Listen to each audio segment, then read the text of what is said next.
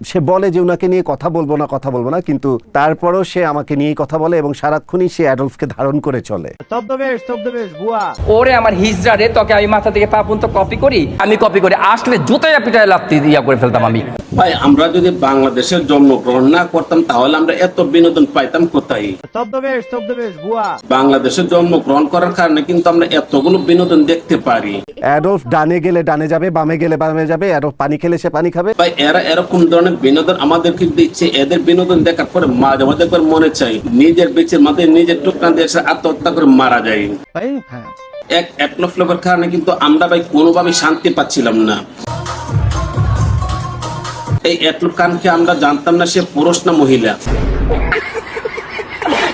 কারণ তাকে নিয়ে এসে অনেক ধরনের অনেক কথা বলেছি, অনেক ধরনের অনেক বিশ্লেষণ করেছি, কিন্তু আজও পর্যন্ত জানতে পারলাম না এটা কি পুরুষ না মহিলা। তারপর আমরা চিন্তা ভাবনা করছিলাম যেহেতু বাংলাদেশের মধ্যে একজন সুদর্শন পুরুষ হচ্ছে অ্যাটলফ খান,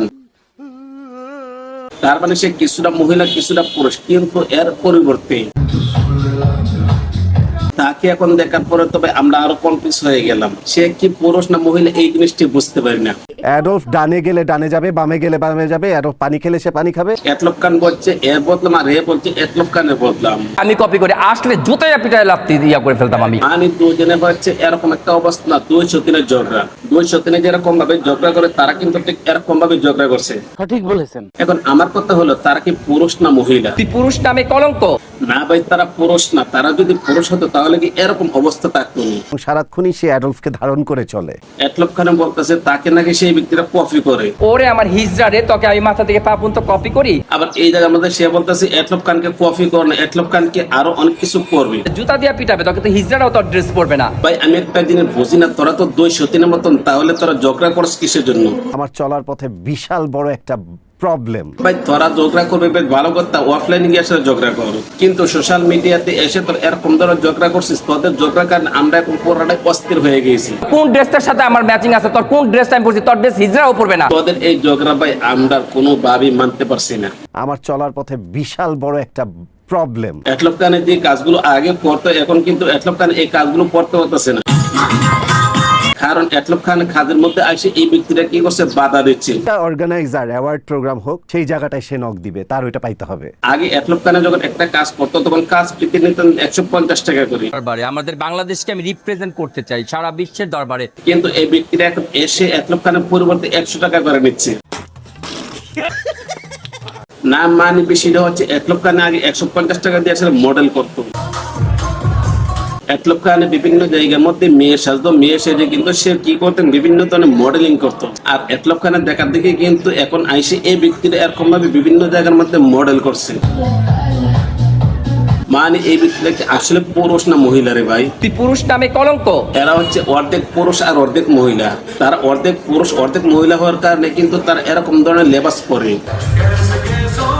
আর তাকে দেখার পরে আমি প্রথম অবস্থায় ভেবেছিলাম সে মনে কোনো একটা দেশের থেকে জোকার আসছে।